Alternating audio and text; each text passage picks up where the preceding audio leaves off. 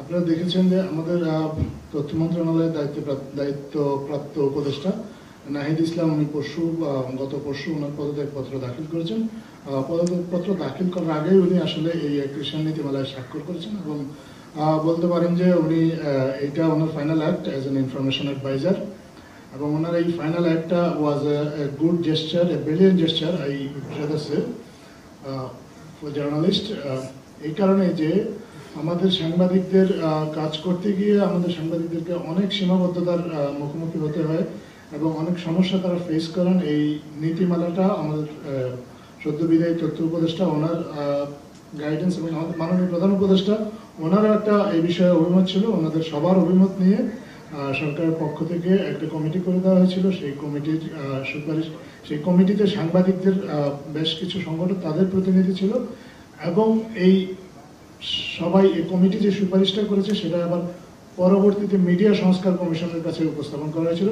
Media সংস্কার commission যারা কাজ করছে মিডিয়া সংস্কার, সেখানে তারাও এই সুপারিশের উপর তাদের মতামত দিয়েছেন এবং কমিটির সুপারিশ, মিডিয়া সংস্কার কমিশনের সুপারিশ, এই আলোকের এই দুটোকে সমন্বিত করে তারপরে আইন মন্ত্রণালয়ের একটা মতামত নেওয়া হয়েছিল। তাদেরও মতামতের প্রেক্ষিতে পরবর্তীতে গ্যাজেট আকারে গতকালকে এটা প্রকাশ করা হয়েছে।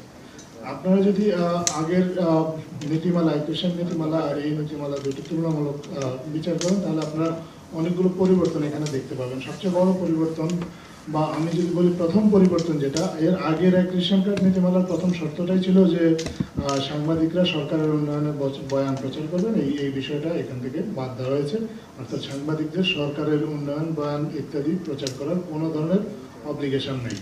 স্থায়ী এবং অস্থায়ী দুই ধরনের অ্যাক্রিশন কার্ড দেওয়া হতো। এর ফলে এক ধরনের বৈষম্য সৃষ্টি করা হতো সাংবাদিকদের মাধ্যমে।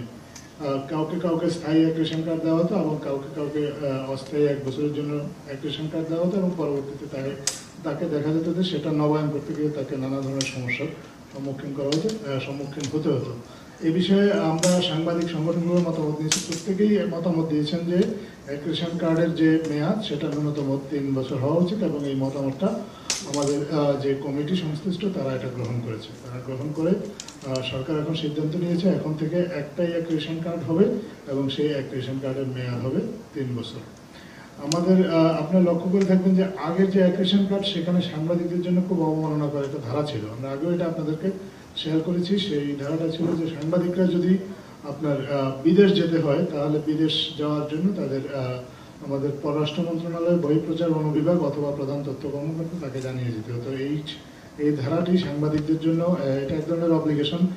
যদি এটা বাস্তবে এটার খুব একটা প্র্যাকটিস ছিল না, কিন্তু চাইলে সরকার এই ধারা প্রয়োগ করে সাংবাদিকদের অ্যাক্রিশন বাতিল সহ আরও অন্যান্য ব্যবস্থা নেওয়ার সরকারের সুযোগ ছিল। আমরা মনে করেছি যে এটা অপ্রয়োজনীয়, এটা সাংবাদিকদের কাজের ক্ষেত্রে বাধা সৃষ্টি করবে, তাছাড়া এটা আনকনস্টিটিউশনাল এই অর্থে যে সাংবাদিকদের যে চলাচলের যে স্বাধীনতা সেটা বিঘ্নিত করে।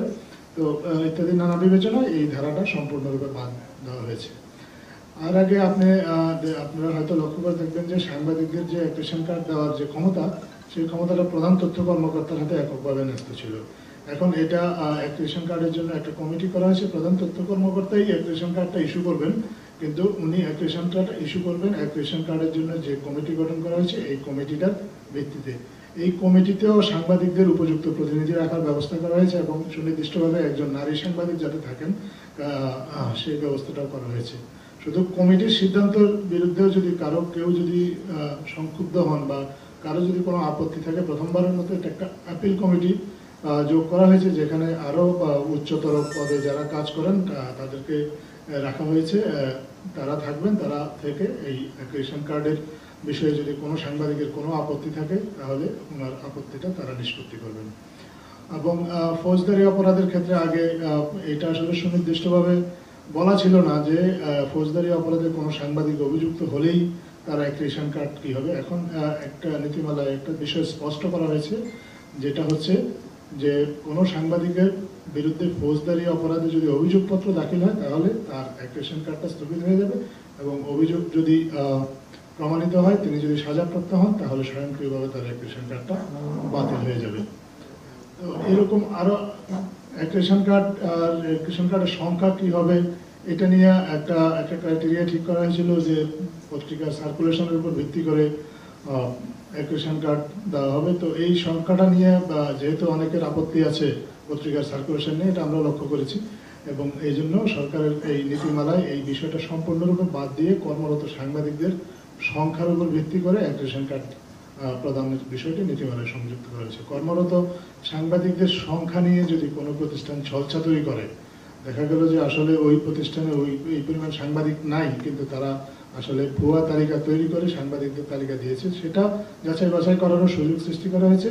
প্রয়োজন মনে করলে এক রেশন কার্ডের জন্য যে কমিটিটা আছে, এই কমিটি যদি প্রয়োজন মনে করে, তাহলে ওই সংশ্লিষ্ট গণমাধ্যমকে সাংবাদিকদেরকে বেতন এবং নিয়োগপত্র দুইটাই দেওয়ার প্রমাণাদি তাদের কাছে চাইতে পারবেন। এটা আমরা মনে করি যে সাংবাদিক বান্ধব একটা সিদ্ধান্ত, এই কারণে যে যারা প্রকৃত সাংবাদিক তাদের জন্য এটা খুব সহায়ক হবে এবং কোনো সাংবাদিককে কোনো গণমাধ্যম বেতন না দিয়েও তাকে শুধুমাত্র একটা কার্ড দিয়ে তাকে দিয়ে কাজ করানো, এই ধরনের যে ম্যাল প্র্যাকটিস আমাদের সমাজে কিছু কিছু ক্ষেত্রে চালু আছে, আমরা বিশ্বাস করি এক রেশন কার্ডের বর্তমান নীতিমালা কার্যকর হলে এই ধরনের প্র্যাকটিসগুলো বন্ধ হবে।